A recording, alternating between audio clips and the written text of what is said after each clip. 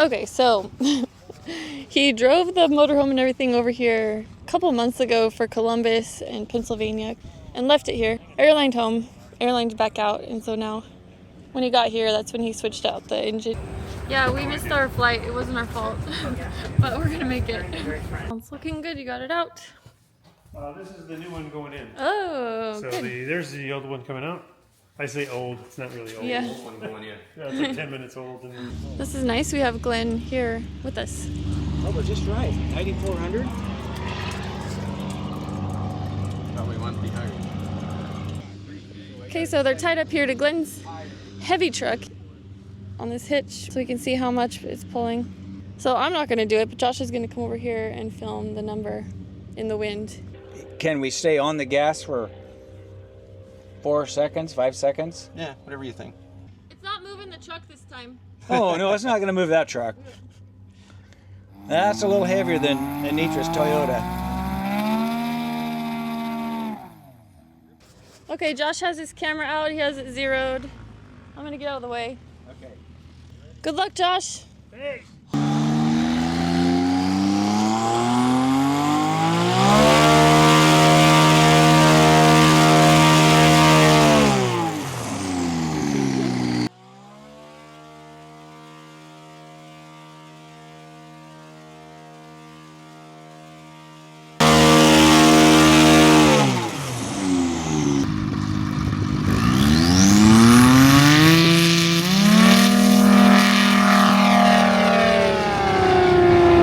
It definitely sounds way different.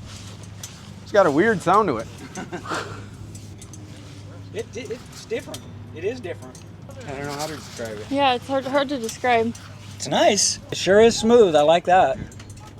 I wish I could let you fly it, Glenn. I can't, but Are you a pilot? No. Oh. I've flown. My old man let me fly his plane a little bit. No, I've never landed a plane. Oh, other than the ultralight. Eagle.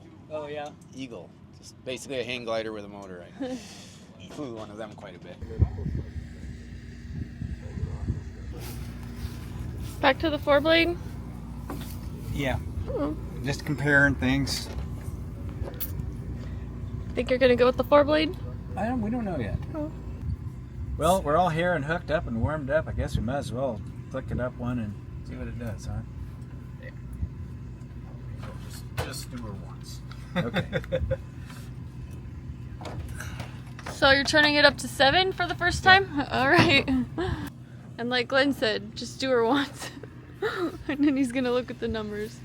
All right, good luck back there, Glenn. So I'm going to go flying with Micah Lindstrom in the newest Badlands Traveler.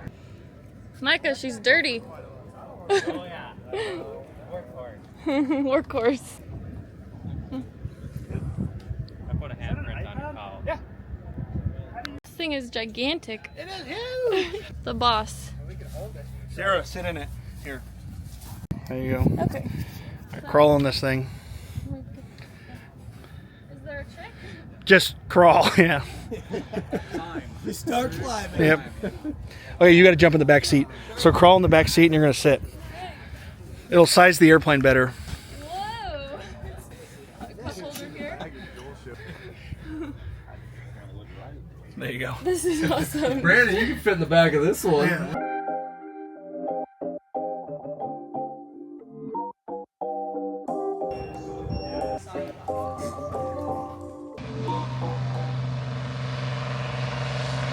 Here we go. Over the line. Beautiful landing.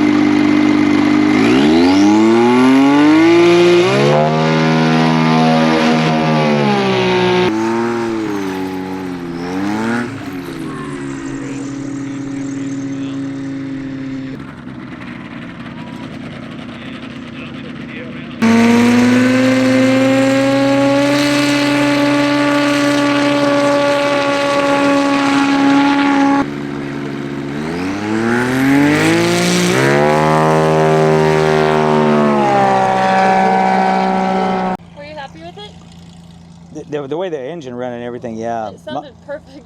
Yeah. Perfect? The engine did. Oh, didn't it? Yeah. Yeah, it felt perfect.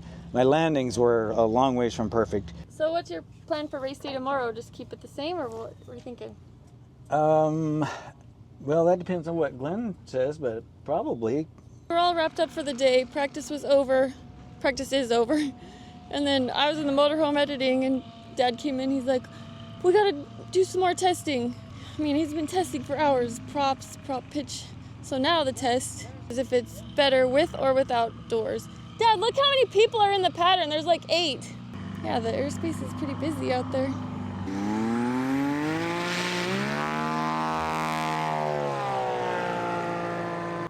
Flew it a couple times with the doors on. Now he's taking them off.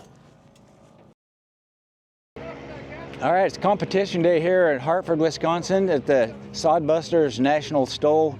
And we've been working the last couple days testing the props, trying the 4-blade, 5-blade, different pitches, RPMs, power settings. And I think I finally decided this morning to run the 5-blade.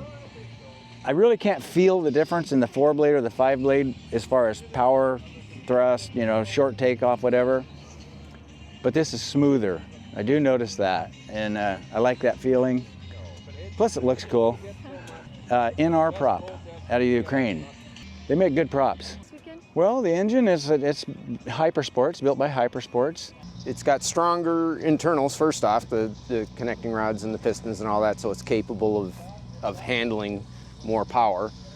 Stock crankshaft, the cranks are great in these things? Yes, stock crankshaft, just with some balance work Okay. to match up to the rods and pistons and the higher RPM that we generally run the competition stuff at.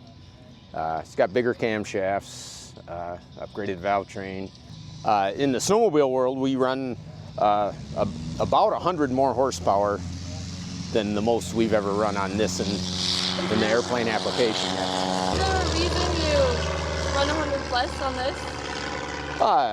It's an airplane. We don't know the limitations of the propeller and the gearbox, and no, that's a good question. Maybe we should. I'm ready to turn it on. Actually, this turbo won't quite. I mean, it'll go a lot more than what we're doing, but it won't go up to what the big power we've been doing with the snowmobile stuff. It won't go over 500 horsepower. No. What I do is push this button right here, go wide open, and then just slip my thumb off the back. So I can't not release it good. We did have it up here. What it's doing is retarding the timing, but it's getting all the fuel, and so the turbo's all spooled up. So when I do slip my thumb off of that, it's like that engine just it explodes off the line. Explodes might be the wrong word, but it really blasts off. Launch control, it launches. It is, yeah, it launches. Well, seeing how this thing performs has got you interested in one of these airplanes, call me at Wild West Aircraft, and I'll be happy to talk to you about getting a kit for you or even a completed airplane. There's things that we do with cuffs and slats and aileron edges, and there's different little modifications that make a good airplane a great airplane. And if you call the factory, you don't find out about those. If you call us, you get the same price as factory pricing, but a lot more service, and you're going to wind up with a better airplane. The engine in my airplane, it's a built race motor from Hypersports, but you don't have to have that. You can have different Rotaxes, you can have different Yamahas. You can have a 0340 Titan, 320, Lycoming. There's all kinds of engines you can put on here, whatever you're comfortable with. Especially this XL, it's 2 feet longer than the standard Highlander. It lets you do that. It lets you put heavier engines on. So I'm kind of showing what the airplane is capable of, but you don't have to fly it this hard. It's a fantastic backcountry airplane. I mean, this one still is for me. It's my backcountry airplane, even though it's so competitive. Would you say it's highly modified like others have said? Well, the engine is pretty highly modified. The rest of the plane definitely has some modifications. I don't know if I would call it highly modified. The modifications that I do, I try to keep in mind that I want to do things that other people can do too, that it's repeatable. It's not just a one-off trick thing. The one thing in here, I have spoilers in my wing that probably nobody else would do, but the only reason for them is just when I race STOL drag. Otherwise, you don't need them. I don't use them at all out here. I don't use them except doing STOL drag. No, I'm just trying to, I want to hook a computer up and try to be like Steve. Oh. Like Steve. I want to be like Steve. Like Steve. We all want to be like I want to be like Steve. You're very relaxed, much more relaxed this year than last year. Oh, I take happy pills and coffee. Yeah, I might get shot. Yeah. All right, another one of the pilots here, Steve Henry from Idaho. You build your own planes. How the heck do you do that? Oh, there's probably quite a few of us out here that do that. It's not that uncommon. You get a kit, where half the work's already done. Sure. And you have some directions, and it just takes for ours, it takes about 1,000 hours to finish building them. I'll be darned. Wow, do you have a hangar out there in Idaho? You build them all in? Yeah, actually my shop at home. Okay. The wings fold on these airplanes, so you just fold it up, put it on trailer, and haul it to the airplane. Yeah, perfect. Yeah. And I do have a couple guys here that's going to be really tough too. Yeah. In all the classes, there's some good rivalries to really make it fun and interesting in all the classes. That's great. Well, welcome to Wisconsin. Great to have you guys here, Connie. It's worked before. And yeah, you do have some more. STOL.com/vote. Vote early, vote often. Look at that! Absolutely that fantastic. Was incredible. Look at him get it stopped. Talk about beautiful legend in just over the line. Absolutely perfect. Dropping it in, landing it just like he does in his backyard. Just shy of 125.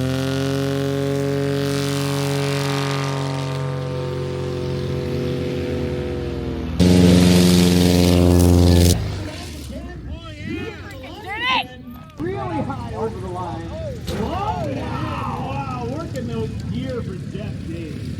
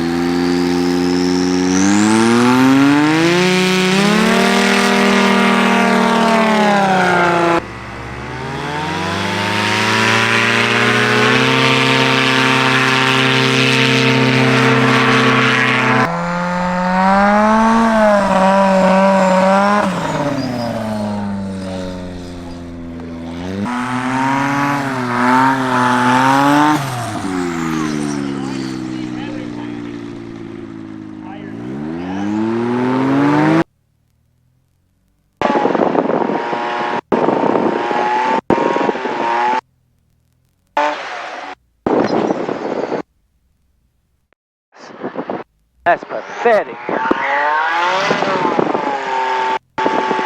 I can't see the line. I can't see flags. I can't see crap.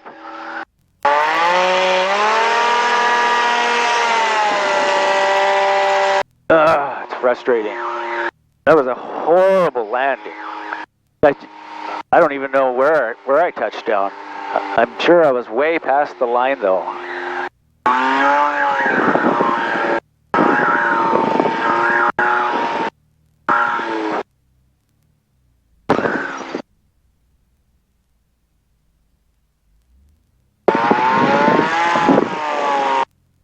They just finished their set, and I'm not sure who won. It was pretty close between Dan and my dad.